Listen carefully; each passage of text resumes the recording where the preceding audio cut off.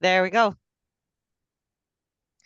Welcome everybody to our August edition of the Read What You or this isn't the Read What You Want book club of the virtual book club meeting. And today we're talking about Maggie O'Farrell's book Hamnet. And I know Rona wants to say that. Loved it. Loved it.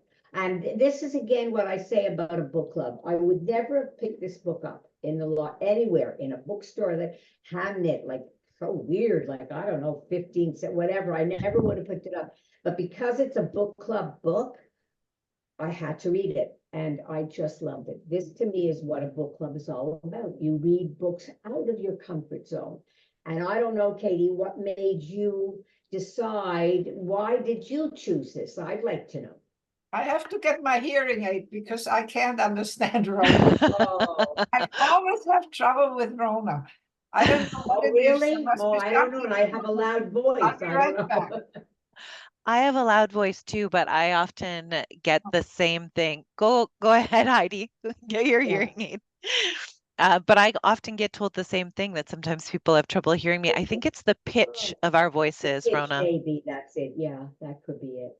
All right, we'll see if that works So better. tell us why you chose it. I want to know your complete thoughts on this wonderful book that I love. Well, first I'm going to want to hear what Heidi thought, even though she said that she doesn't remember. Remember.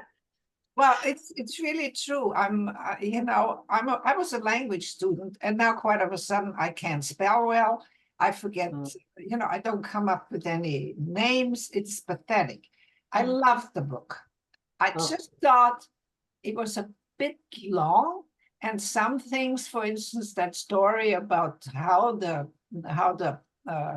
plague came up, I thought that they could have just not send us. I don't think Okay. it was that important. But I liked it though. I liked that it kind of globalized it and contextualized it.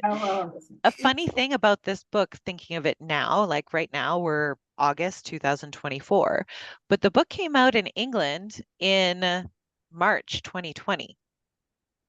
Oh, interesting. And in Canada, it came out in, I think it was July 2020. So this is right at the beginning of lockdown, right? Right. Sort of similar to when was it? I don't know, like a couple of years ago, one of the books that we talked about was Emma Donahue's book also about like again, it's like these pandemic fiction books that come out, but it wasn't like they were written before COVID. It's just that this is when and it's when it was slated to come out. Like Maggie O'Farrell has said in interviews, she was supposed to be doing a book tour that was supposed to start in March and March 2020. And then like as they she said like she remembers watching it in England, watching COVID move from China to like spreading across. And once it hit Italy, she's like, then we kind of knew like, oh, that's not going to happen. It was something like 2 weeks before her book tour was supposed to start. And it was like, that's not going to happen. So then it turned virtual. But then it shifted her perspective also. Like she didn't write it with the pandemic in mind. It's just that there are these other, of course, this has happened before. Of course, this has happened before. But in different.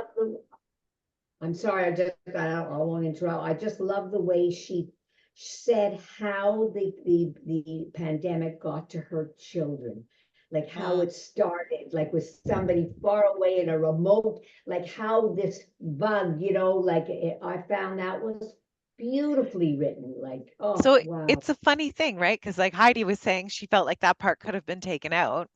Yeah, and I love that, Heidi, because the COVID started with monkeys in China or something. I just thought it was brilliant. I love that. True. You see, I now have a problem with my eyes. Oh. And and I'm getting really slow, and I read mostly at night, which isn't a good idea at this point. And then when it's really long, I get really tired after a while. You get tired. So Sure, I thought, okay, it's a bit too long. But I love the book. I love the language. I mean, the the pictures she uses for certain things. I thought it was Wonderful. amazing. And then of course, I never knew that Shakespeare had any kids. Oh, really? No, I didn't. Even though I've gone to Stratford for the last 25 years In and Ontario. Yeah. doodled on by Shakespeare all the time. And yeah, it was really interesting. But I also found, this description of the children and the wife particularly, I think she was amazing. Mhm. It was an amazing book. It really was. I just want to say, I had no idea when I read a book, I don't want to read anything about it. I don't want to read the inside cover. I find it takes it away, so I don't read a thing. I had no clue that it was supposedly, even though it's fiction, Shakespeare, William Shakespeare, that this is what it's like. I had The name, the title no wasn't a little hint, Rona? It was like Hamnet. I said Hamlet. It's not Hamlet. It's Hamnet. I really had no clue. I didn't read a thing. I made sure not to. And then, of course, after I realized, and then I had to know if it was true. And it wasn't. It's complete fiction. That also, yeah. But I Well, this is the read that thing.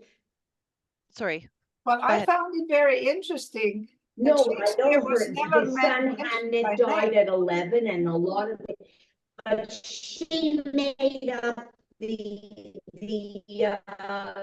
the story, no, about how he died.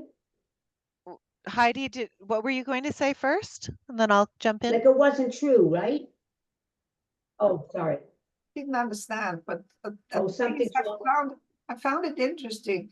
He was never given a name. He was Oh, always yeah. father, you Yeah. know. The And father, the tutor, Right. the husband, Judah, That's the right. husband, he was never Shakespeare. Good point. yeah. Good point. I had no clue. I liked that. I thought it Like was that too. interesting. It was an interesting kind of tool because he's like, he's so often he's the figure, right? He's Shakespeare, and so everyone else falls by the wayside. One of the things that O'Farrell said in some interviews was she was like that with Hamnet, the son. So to address your question a little bit, Rona, it's that based on, so like of course most of it is fiction. This is fiction. It's based on, though, like the fact that his son did die at 11. They don't know what he died of. That's not listed in any of the records. And one of the Right. reasons why she did have it be the plague was because of she also found it really interesting that in none of his plays and none of his poetry, he never mentions the plague. He never mentions the plague. And I Mhm. wonder if that Mhm. extends to, like, I didn't do like extensive research here, but it makes me curious to go through like then his letters, what survived, and see if that's ever really mentioned. Um, because she Mhm. was saying he never mentions it, which it's a glaring omission because obviously it was Mhm. a big deal. These like Mhm. seasons of it being like of periodically the theaters being closed down, of like so many people dying, of like this was a huge, huge thing, but it's never mentioned. So then she wondered if there was a reason behind it. So it is fabrication. Obviously, all the personalities are fabricated. She mentions in her end note the name changes. So Agnes, the wife, was Anne named Hathaway, right? Agnes, like by her father, but at the same time, she was always referred to as Anne. Uh, Mhm. the elder sister, Eliza, was not her name. It was Joan, but then having another Joan, and like all of the names being the same would have been very confusing for a novel, is what Maggie O'Farrell said, which she is completely right. Um, the different personalities. What I really liked about this was like kind of the echoes of Shakespeare's plays in the characters, right? Like, of course, predominantly from Hamlet. So the like Shakespeare's dad reminded me an awful lot of the character of Polonius in Hamlet, who's Ophelia's dad. The character of Agnes several times. The way that she's perceived reminded me a lot of Ophelia. The I had forgotten because it's been a long time since I've read or seen Hamlet, Too. that both the dead king and the son are called Hamlet. I had forgotten that. Um, Different sort of echoes than like with the twins and the mistaken identities between boy and girl, girl and boy. That comes up in a lot of Shakespeare's plays, but the one that comes to mind the most is in Twelfth Night, the death of the brother, and the or it's been a long time since I've read Twelfth Night too. But who is it who said, which one? I think Heidi, you said that you didn't realize that Shakespeare had children. Yeah, And I didn't this know. is, it's a funny thing, right? Because Shakespeare is viewed, obviously, he was a person, right? But one of the things that I read in one of her interviews was like when she first read Shakespeare, when she was first studying him, and she was about 17 years old, and she said that, Shakespeare was sort of in the same, she thought of Shakespeare in the same way as she thought of like the Greek gods, like these kind of mythical beings, and they just sort of exist. And this is like, and you study and whatever. And that resonated with me because I was thinking of how I have studied various Shakespeare plays, but it only really occurred to me like recently-ish that like his plays don't exist as a monolith. Like they weren't just all sudden, they didn't just all appear at the same time. There was a timeline, right? Like he wrote some before others, and different ones were influenced by different things.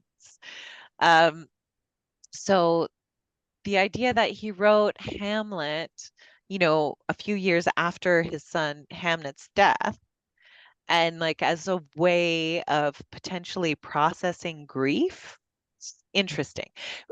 To get back to this idea of, or get back to Maggie O'Farrell's tool of not using Shakespeare's name at all throughout the story. I think that's interesting too, because again, Shakespeare, it's always Shakespeare and everyone else is a footnote. One of the things she says is that with Hamnet, the son, he's usually like he barely merits like he rarely merits even a paragraph in a biography. It'll just be like he was born here and then he died this date, right? And that's it. Nothing else. And so in this like this book kind of turns things in one interview she talks about like turning something inside out like a sock. She's talking about emotion in that in when she says that. But this book sort of does that. It turns it inside out in that Shakespeare is the footnote. William Shakespeare is the footnote. The central characters are all of his family members who very little is known about, which of course gives is makes it super super ripe for fiction because you can put almost anything on that. I think of did either of you see the movie Shakespeare in Love? Yes, years ago So with years Gwyneth ago, right? Paltrow, I think, with So Gwyneth in Paltrow. Shakespeare in Love, the way that he's portrayed is having like not a loving relationship with his wife, with his family in Stratford on Avon. Like there's his life is in London, and that's where like that's where his heart is, that's where his soul is, that's where everything. Whereas in the book, they have it in this book, Hamnet, then it shifts it so that it's like, well, that's where a lot of his soul and spirit, yes, lie in terms of his creative abilities, but it also really, it almost highlights his love for his family, for his wife, for his children. And I mean, I don't know how true that is.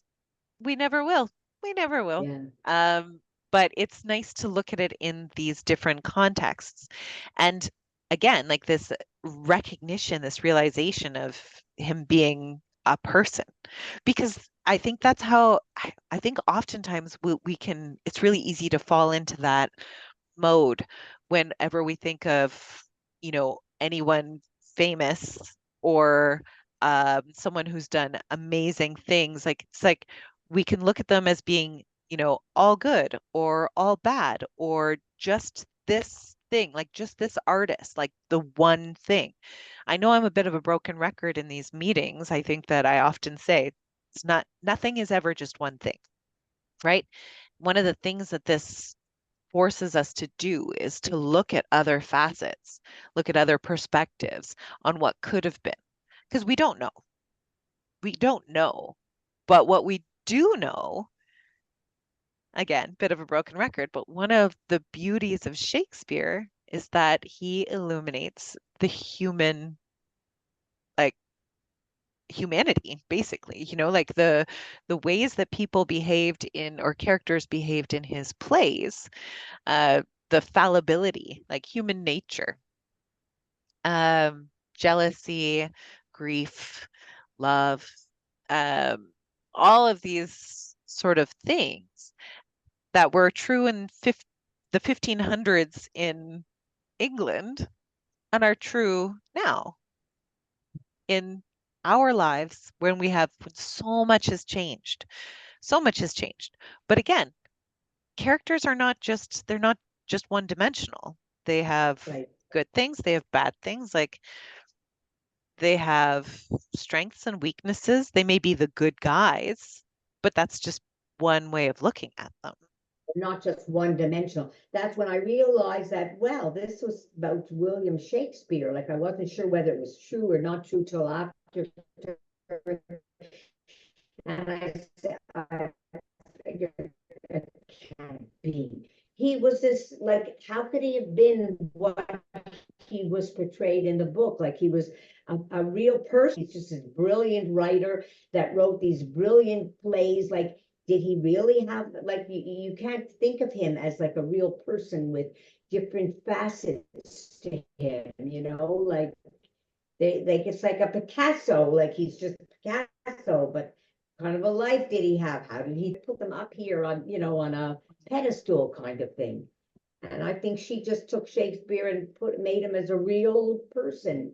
Whether or not it was true, like you say, I don't know. Did he grieve the son or the loss of his son? Did he love his wife like as much? Like did he hate his father? Was his father so terrible?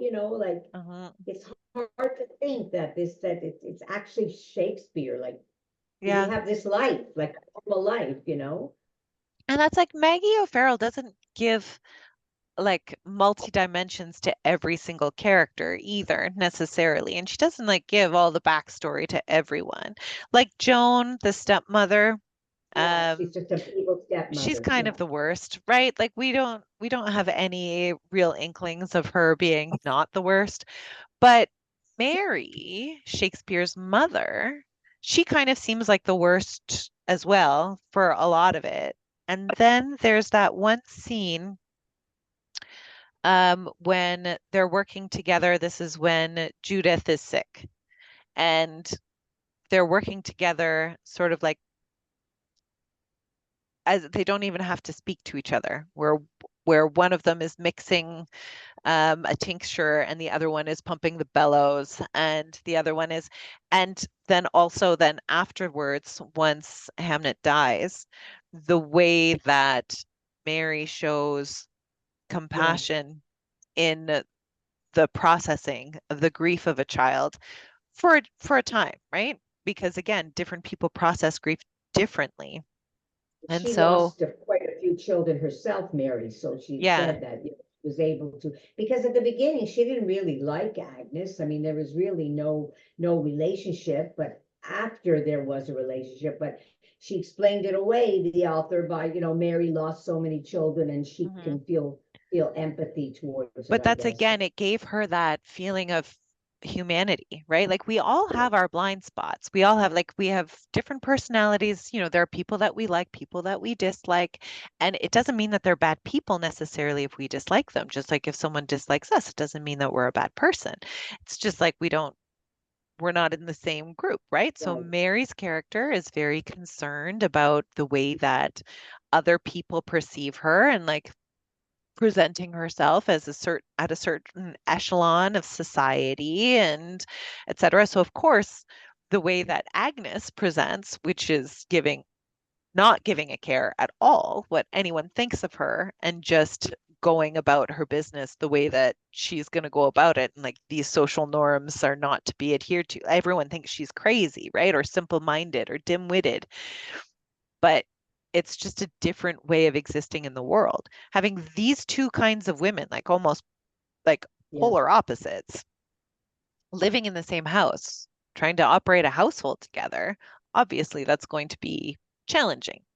But then to show these links, these resonances between them where like they can understand each other and they can work together, you know? It's I thought that But was really who did the author, sorry to interrupt, who did the author want us to think Agnes was? Was she this otherworldly person? Was she dim-witted, like you said? Was she not of this world? Was she a sprite? Like I couldn't, who was she supposed to be? hmm. She was not an quote normal. I mean, she goes into the woods and she gives birth by herself. I mean, this is a different type of who was she supposed to be? In love with nature and everything. Was she a real human being, or was she of another world? Or it was never made clear. She wasn't like you and I. She was, would you go Wouldn't it into be the woods and boring if give it was birth? made clear? Then what would we talk about? Ah, that's it. Okay, so it doesn't always have to be black and white, is what you're saying. Well, Like, that's what figure I out mean, that's Agnes. one of the things that, what do you think, Heidi? I have such a hard time understanding Rona, but I know she's talking about Oh, yes, being sort of. You explain it. I think I know some people. Uh, I have some friends that are younger than I am, and and the other thing is, I come from somewhere else, and but there's some people, in the 70s, those flower children. She reminded me of that. hmm. She was just, and in another way, because she grew up in the country, she was basically on a farm. I understand that very well, because I'm a country pumpkin myself. And, so, and I think this is what was so attractive. I found her very attractive. Hmm. I did too, but I couldn't figure out who she was supposed to be. She Was was she a, she was you okay. She know? was just thinking in a different dimension sometimes. Mhm. And I think that was so attractive to Shakespeare. I mean, that kind of Shakespeare. We don't know what Mm. Anne Yeah. Hathaway really was like. We haven't got a clue. Right, Well, right. and also think about the way that her mother is described. Mhm. Think about like her mother was even more otherworldly Yeah, than yeah. Agnes is described. But when I mentioned earlier, like these elements of Shakespearean plays, right? She does have an element of fairy to her, right? There's Yes, the Mhm. Midsummer Night's Dream. She Yeah, has this other, and again, like that's the seeing of ghosts, this ability to see into the future. There is a bit of supernatural to her, but just like there are like these elements of the supernatural in Shakespeare's plays. in And his plays. also, like even beyond that, think about the time. There were elements of the supernatural then, just like this idea of like bad spirits or Yeah. um yeah. How they cure diseases. Yeah, how they cure also, diseases if you with them. if you consider the Celtic influence in Mm, England, that makes a difference too. I mean, people believed in these fairies, and I mean that was part of mhm. the setup at the time. Still is in parts of And Ireland. especially like in the country, like out in outlying areas where like sort of older ways might have been a little bit maybe not talked about and like heralded because again, this idea of heresy, right, was fairly prevalent then.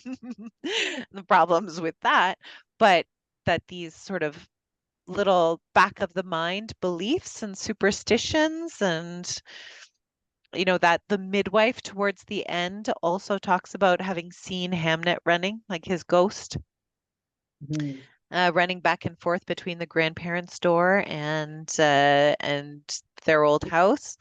That there's this and that, of course, people come to see Agnes as this wise woman, as someone who has herbal cures that a doctor cannot do. You know, there's this. Still exists nowadays too. Mhm. We have people out there that have these remedies, and that some of them really Yeah. work. And it's you know, and now there's a lot of witches out there, so-called witches. You Mhm. know, I mean, it has never died off. Mhm. It's always there in the back of our minds. You know, it depends People what your running to belief different system countries is. for other cures, you know, the natural, if a doctor can't cure you, they'll go to God knows where to try and find a cure, you know. Mhm. Somebody had, some of them are, most of them are charlatans, you know, but Well, who it's knows still, though? This is it. Is that part of, I think, so like talking about like health cures or whatever, I think that anytime any area, whether it's the naturopathic one or the Western medicine one, decides to completely discount proposed benefits of the other, there are some right, Western, like people who are like, going to a medical doctor in Canada or in the States, and it's like that they completely dismiss any ideas of like Eastern medicine, right, right? Of herbs right, and whatever, without like with what's that word? With prejudice, basically, of saying like, oh no, because it's not Western medicine. Or people who only believe in things that are natural cures right. and won't go for like scientific sort of advancements, man-made, etc., regardless of benefits. Or I think that discounting any of them just offhand is probably not the way to go. It's about, again, trying to look at things in a wider picture. Well, I use one particular thing, and I've used it for years. I can get very anxious about things, and I Hmm. have these rescue drops, Hmm. which were developed by some doctor in England long time ago, and it comes from some plants that grow near the water. Hmm. And I tell you, as far as I'm concerned, it really helps. Yeah. It might be all in my head, but it really calms me down. No, Maybe but it's it's not, yeah, I get, it's a it could funny help. thing, like medicine and healing, because there's, you know, I'm sure that we all have these stories of talking to someone who has something like uh I don't know, like some sort of skin issue, and they go to doctor after doctor after doctor, and the doctor prescribes different creams, different pills, et cetera, et cetera. And then someone tells them, uh, you know, oh, you're low in vitamin D, Yeah, so, exactly, and it's some kind of easy cure that ends up working. Sometimes it doesn't, who knows? But I just yeah, like that you can't just block all that half out. And then, too, again, thinking about it, bringing it back to the book, when the doctor comes to the house and Judith is sick with the bubonic plague, he's and wearing his Mag mask. and Agnes says, "Is it a dried toad? Did you bring us a dried toad?" And he's like, "There have been excellent results using dried toads."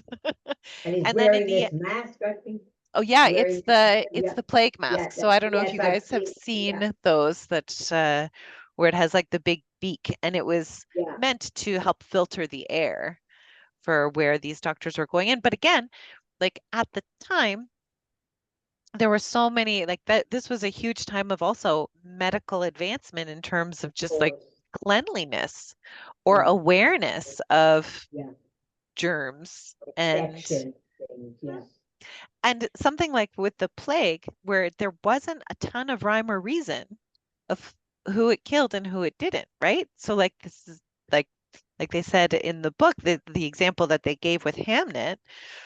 I mean, again, this is a little otherworldly with Hamnet and Judith, right? Is that Hamnet decides to trick death, yeah, that the plague passes from his sister to him. But let's set that aside for a minute. Just say one person in a household dying of it and not passing it to everyone else.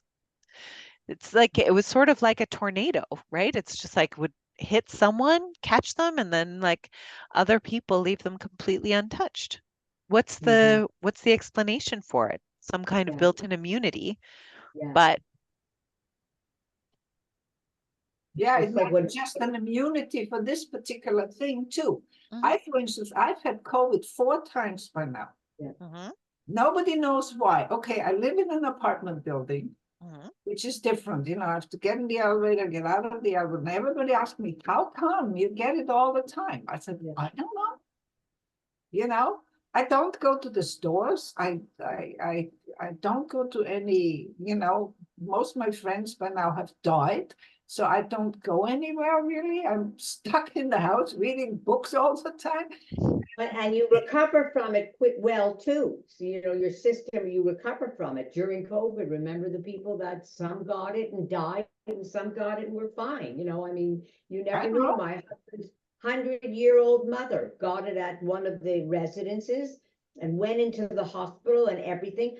2 weeks later, she came out. She was fine. I mean, go figure that out, you know. I Mhm. mean, why was she okay and everybody else her age and with, you don't know. I guess it's the immune system that they didn't know anything about in those Well, days, and you know. again, like different things affect us differently, right? Like Yeah, some of us are allergic to apples, you know, there's just like yeah, the ways that our constitutions work. I mean, yeah. again, no medical professional here, so I don't know what I'm saying about it, but that's how it struck me. It's just in the same way that sometimes there's a cold, right? A cold going around or a flu, and one person is completely floored by it and in bed for 2 weeks, and another person Exactly, has a little bit of a cough or a froggy exactly, throat exactly. and then It's continues definitely how on. your body, yeah, yeah. Well, I just have been sick for 2 weeks and I couldn't stop coughing, but I've been coughing after my second COVID Mm, for 2 years now. You know, can't just mm, It's change. like long It got COVID really, maybe, and really some bad people, and ended up in a bronchitis. And finally, my daughter in Halifax, she sent me some some stuff. She yeah. sent me some antibiotics, and she said, "Well, probably, but they won't help for bronchitis. But I don't want you to get pneumonia, so take that." And I got better because my doctor was on vacation. You see, this is another thing you can find, and I'm not going to the emergency ever. well, that's it. Yeah, It's like whenever it can be avoided.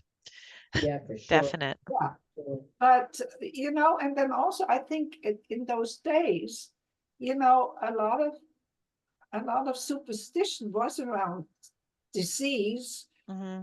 You know, I don't know, there were some witches out there that put a spell on you, but it was Hmm. common then, you Yeah, know? that thought behind it is that, yeah, and that's one of the things that was assumed by the townspeople, right, about Agnes is that she caused like these scars on her, or the skin problem with her stepmother, that Yeah, right. Get she boils. was the cause behind different sort of mysterious illnesses if she didn't like you or whatever. You But know, you it's know, being this made into still a movie. exists. If you Mm, go into some, I come from an area in Austria that's very isolated. It's just sort of in a pit. You know, you have to go into the 3 villages. There's 2 lakes, and but you have to go over a mountain pass to get there. And you mm-hmm. know, there's some really funny superstitions in this. Well, I mean, I've been away for over 60 years now, but I mean, there were some really funny superstitions and some funny customs, you know, with Mm-hmm.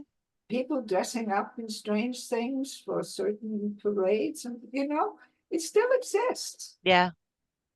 Part of See, it, I think, is like an homage to our past, right? Or a homage. Sorry, I was Frenching, not pronouncing my H. Homage to the past is recognizing these sort of, but also oftentimes there are reasons for the superstitions, right? Like it's not just like don't walk under a ladder, it's bad luck. Well, yeah, it can be really bad luck because what's securing the ladder and you have a bigger chance of like hitting it. Like, or um what's another good superstition? Or a black cat crosses the street or something, you know, Yeah, I'm or sure that there's a reason behind that too, but I don't know what it is. Like I would imagine it would actually kind of maybe be good because maybe the cats killed mice or something. But anyway, um, But a lot of the superstitions in the same way that different traditions that we have for like they came about for a reason. And Very everybody has similar. different ones, because I find amongst the Jewish population, there are certain things you have to do some spinning for some things, and and then this knocking on wood so that nothing Yeah, bad knocking on happens. wood, right? And it's everywhere. And as I say, where I come from, there are certain, especially around Christmas and New Year's, there are certain sort of traditions they come around with things to avoid a bad luck. Hmm. People come and they're dressed up in a certain way, to And that stay like up. Agnes has that a little bit, right? Like when she's pregnant with the twins and she thinks that, her powers have deserted her because she doesn't know if it's going to be a boy or a girl.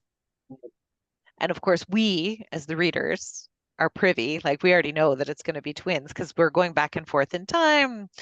But so we already know. But she thinks her powers have deserted her, and then you know, she does one thing, which of course means what was it? It's like she drops a knife which falls a certain way. She's like, so of course it's going to be a boy.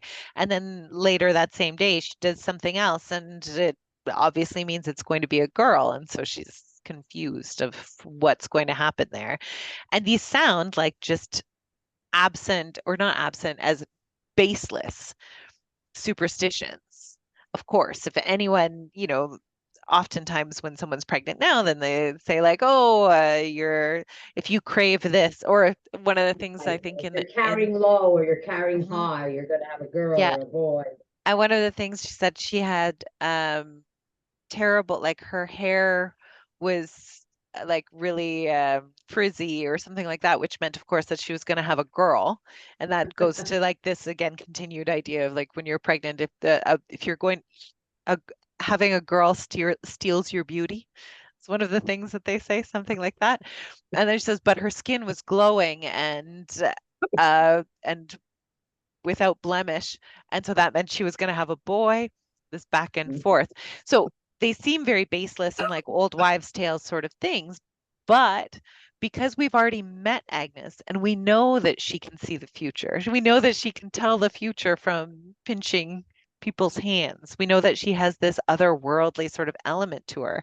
And so it gives us this like, oh, so it's true. And also because we know already she's going to have twins. And we're like, oh, but it's true and it's true. It's true and it's true. We can see the coexistence of this fantasy in this presented reality. What made the author, I like to figure out how authors what made her decide to do the back and forth, like the Mm. 15 years, like, what made her do that? How did that, I'd We love to would, ask her. yeah, we would need her here, I think.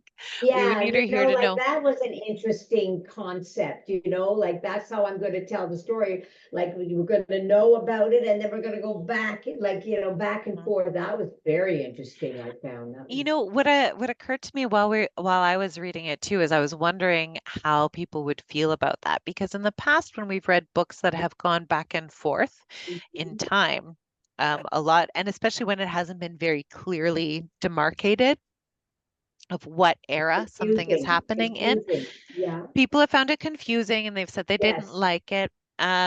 In Toby's note, one of the things that when she said that she wasn't going to make it today, one of the things that she did say as well was that she couldn't get into it. And I thought, Really?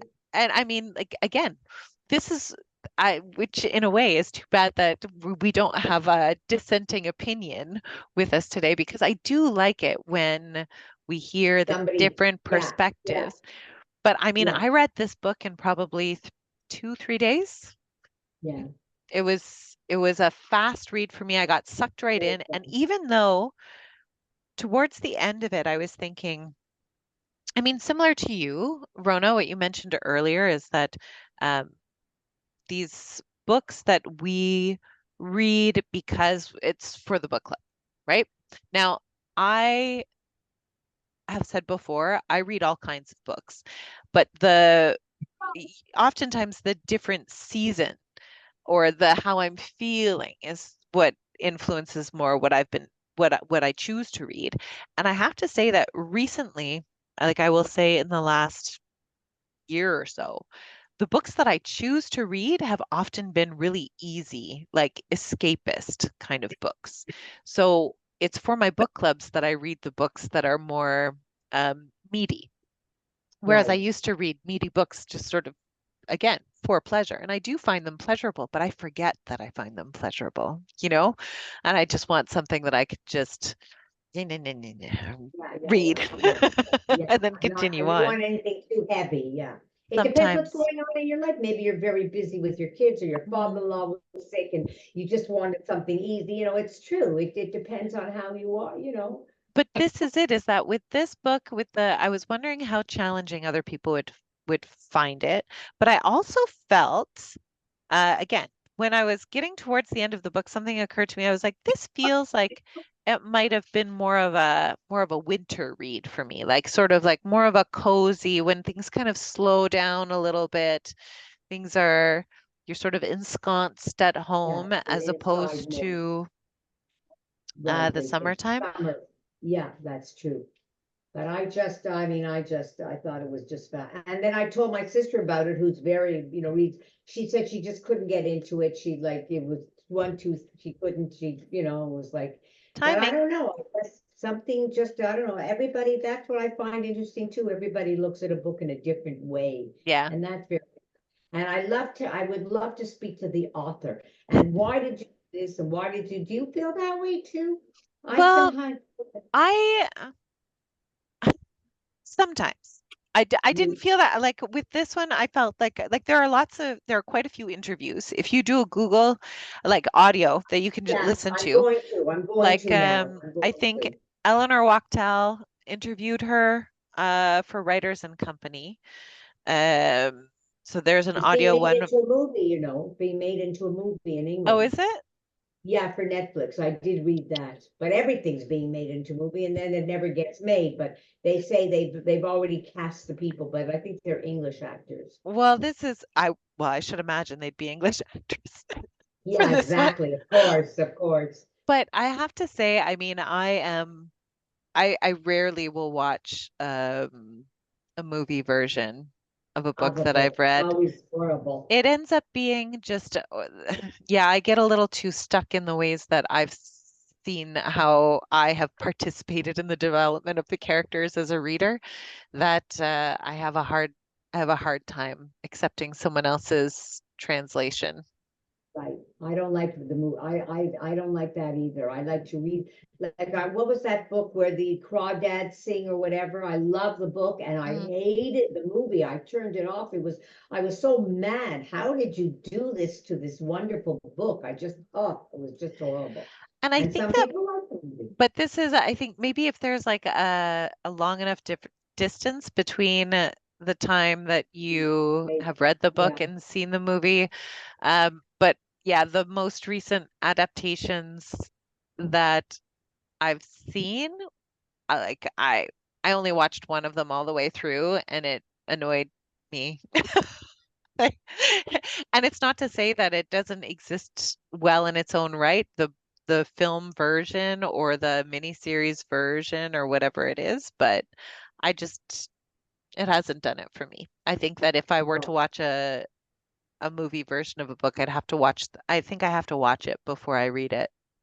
before you read it. Yeah. Yeah, Otherwise, I just hate I it. agree with you. I can never watch a movie of something I've read, Yeah. especially Yeah, something I've read that it I really ruins love. it. It ruins it, I find. I It's not even agree. that it ruins it so much as it definitely ruins the movie for it. But I don't think it ruins the book. It's just that like there's so much more It detail. doesn't ruin the book, but it gets me aggravated because I love the book and you took this movie and made such Mm. a mess out of it. That's how I feel, But you this is know? the other thing too, right? Is we've talked about this before in terms of adaptation. And that when you read a section of dialogue between characters, you hear it in your head in a certain way. And when it's even listening to it on audiobook, if you listen to it on audiobook, then it is presented to you in a certain way so that you hear this accent or this tone of voice or what have you. Then when you have it in a TV or a film adaptation, then you have not only the accent, the tone, you also have the Visual. the extra, Visual. like the facial expressions. And these are all things that we provide in our mind's eye, the depictions of the people. So it changes things. It definitely changes things. Here's Roseanne back from physio. She's Oh, joined us at the hi. end. You were in Welcome. Israel? Oh, did you say you were in Israel? No, back from physiotherapy. Oh, sorry. I thought it was Israel of all Oh, places. I wish. I wish. You wish. I wish in my dreams. In my dreams. Well, Anyway, Roseanne, you're late to the party, but did you read the book? Do you have anything to add to us? No. Did I love it? It was okay. You know, the abuse and all that. But I never read the last 20 pages. I don't know why. I forget why. I didn't understand the fact that the twins. I didn't. Now wait a second. Is it William Shakespeare that we're talking about here? Yeah, that's okay. That this is his. This is really his story. No, No, it's fiction. fiction. Yeah, but he wrote 4 years. What does it say? He wrote Hamlet. So this is not about him. It is about him, but it's a fictional telling of it's imagined. So it's based on a few facts. Oh, like so that. he didn't lose a kid or anything No, he like did. that. He did lose. His son died. His son Hamnet died when Hamnet was 11.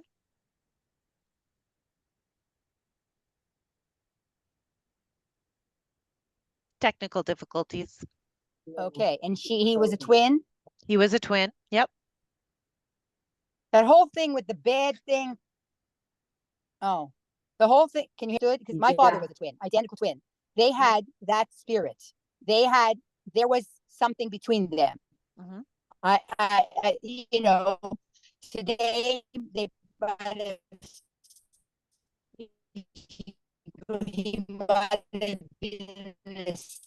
Bad connection, Roseanne. We're having trouble hearing you. No. No. They were in it. Sorry. Father, when he was very healthy, my father was extremely healthy.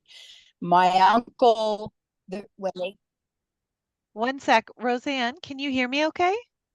don't know what to do. I can hear you. Yeah. Perfectly. Try maybe taking off your video. Can you just stop your video? Do you hear me now? I can hear you now. Yeah. You don't hear me? I can hear you right now, Perfect. but before it was really cutting out and flibbity. How do you do that? Yeah, perfect. Stop video. Okay, I'll stop the. Let's see if we can hear you better. Mm-hmm. And I have to say goodbye to everybody. Sorry. I'll see you next time. You'll tell me what's going to happen next time in a month. Next time is a read what you want, but we'll. Okay. Okay. Yeah. Bye, everybody. I'm sorry I have to leave. Thank you. I loved it. Bye, Rona. Did people like the book?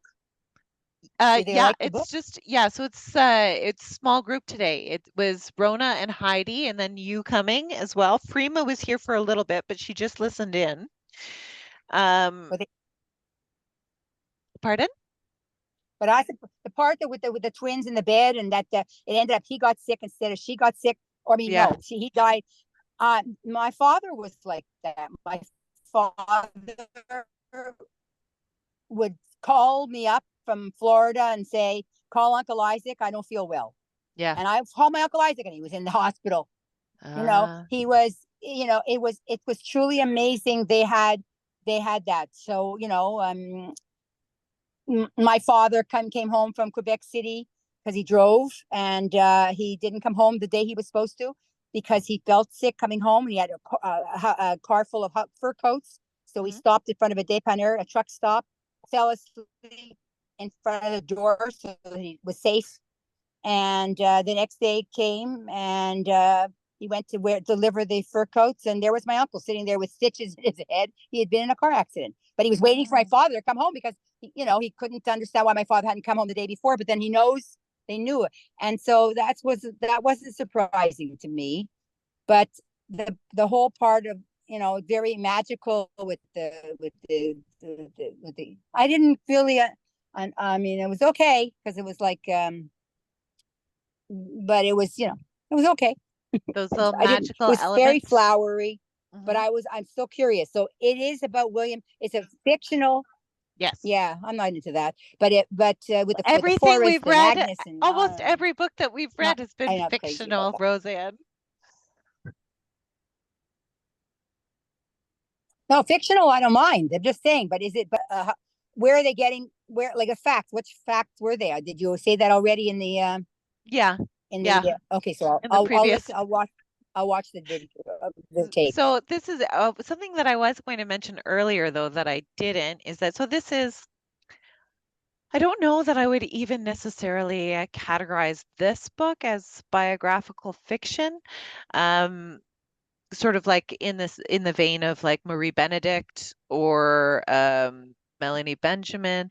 They write books of, what is it, McLean, Paula McLean. They've written books that are sort of based on, or like the main character is like a historical figure, like um like Marie Antoinette. sure, yeah, like Marie Antoinette or um Rosalind Franklin, or something like that. And then again, there's a lot of fictional stuff in the story, but they have a lot more, like when I think about biographical fiction, I think of there being a lot more kind of signposts that are factual, that then other things are like the fiction is sort of built around it. Whereas this one, the factual things were a lot more general, I found. There was a lot more fabric or fictional uh,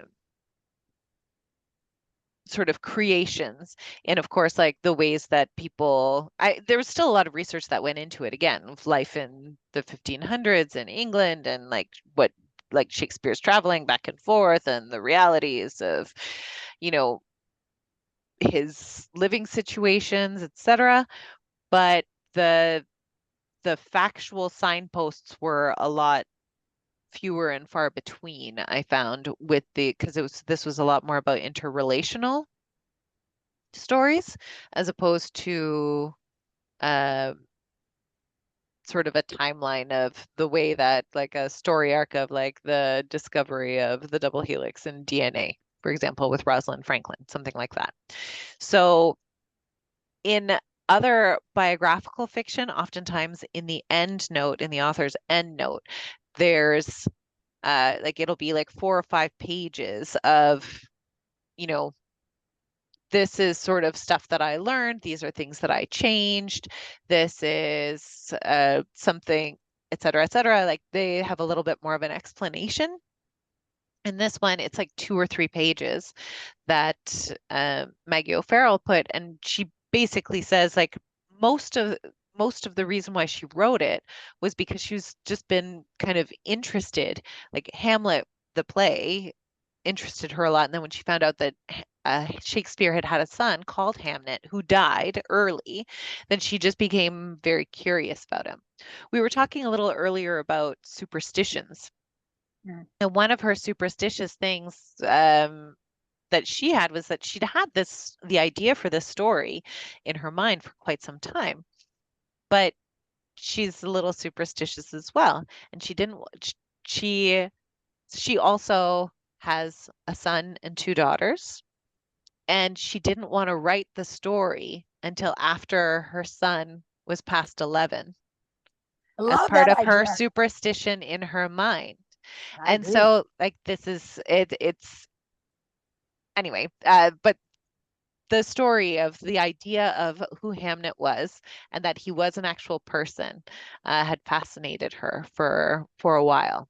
she said But in I thought they interviews. didn't know that much about William Shakespeare. I thought that he never wrote about his own life, really. That's why I was curious. I thought he didn't write a biography or any of that stuff.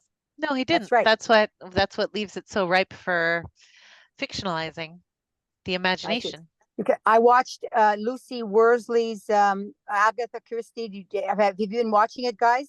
No? Agatha Christie's, the fact that when she disappeared for 12 days and she was mentally ill, and she went on her own into a spa. She doesn't remember. She lost her, and the press they thought she was kidnapped. Anyway, it doesn't matter. The reason is she wrote under a pseudonym, Mary Waincott. That was more biographical, because she would talk. This is where she talked about her mental illness and things. She mentioned. That's why I just thought that it's very interesting. The fact is, here's a girl who did write about her biography, and I don't know how many people have they done books on. I'd like to read a historical fiction about her. That people have just used the information that she gave in the books. Are there books like that on Agatha Christie as the Yep. the hero? Yep. Are there Yep. really? Yep. There's a book called Finding Mrs. Christie. That's the first one that comes to mind, and it's theoretically about like that lost time when she went missing. Now for next week, here goes. For next week, I'm reading a book. Next month. Next month, I'm No, reading a don't book. tell me. Don't tell us. No. I'm reading a book that from 2015. I have been looking for books that have never been read. This book was never read. Never. It has never taken out from the library? Never, because you could see that when I opened it up, the spine cracked. I mean, unless somebody read it like this, with of course you're not seeing me, but like barely opening and just reading it sideways. But so it's been there since, and it's adorable. I mean, it's a book. Not so. Is there a way of knowing? Here goes, just for you, and for us, which books have never been taken? Because at one time you had a thing at the back you could see where people, but now you can't. You can't tell. Is there any way for the library to put out a display of books that have never been written not new, but they could be old, that have never been written, but are sitting on the shelf and never been read? Well, here's one of the and here's something we would have homework to read one. Well, I'm going to, and that would be our homework, to read one of those books. Well, one of the things that might disappoint you a little bit about that is it's possible too that it's a replacement copy, and that we had it before, and or it could be a second copy or something. That it's possible. It's completely possible that it had never been out before. That's possible. But it's also possible that is there a way of the computer? But is there a way for the computer, for you guys with all the computers, is there a way of knowing which books? I'm not sure, because we changed operating systems a few years ago. So I'm not sure if it transferred over all of the the past history from before I mean, I would imagine that it would have. But then there's also the history from before we had the computer systems and everything was done by hand. So we couldn't do that. We don't have to go that far. So my prevaricating answer is possibly there's a way. It would be very interesting if we would be put. That would be we send, let's say, a list of 10, and we would pick one, and that's the book we would. I mean, is it for everybody? No. Is it for deep thinkers? No. But is it light and airy and cute? Yeah. This is it. There are all kinds of books out there. And that's it. That's right. Some of them are beautiful, wonderful, amazing books that no one knows about, that they even existed. These are those like hidden gems that they were published for a reason, one would imagine. But then for whatever reason, they didn't get pressed, they didn't get read and then talked about, and then they don't get moved around. And there are other books that, everyone read, everyone bought, and they're terrible. Yeah, well, that's what they said about Agatha Christie's. What her worst book that she said she ever read was a very, very successful book. Oh yeah. Yeah, that she couldn't believe that she wrote it even. Yeah, I forget the name of it. Something about something on the train or whatever. Yeah, well, I'm staying away from any books now that are translated because I've read a few and I have no idea. The translations are not done well or something. They're not using the right words, and I find it very hard. So I've read 2 books, could not put, oh God. So I'm staying away, and I know that I see that you guys are buying a lot of Chinese and Japanese books that have been translated. And I'm staying away Yeah. from them We're losing just you too again, bad. Roseanne. They look interesting, but I don't. I find the Hi, translations are Roseanne. maybe somebody else can help. Roseanne, we're just losing you a little bit. You're Okay, cutting out, and sorry. I think Heidi has to leave. Heidi is giving a signal. Leave. I just wanted to tell you one thing. I've Yes. never read Hamlet. Pardon? I've never read Hamlet. Yeah. And I was so embarrassed because I gave my Shakespeare to my daughter and I've never read it. And I said, Yes. I have to go to the library and pick Hamlet up and read. Okay. Anyway, I really have to go because I have a cleaning lady here and she would like to do the vacuuming. Hi. Okay. Thanks Well, bye, Heidi. Thank you so much for coming. I'm going to stop the recording. I loved the book.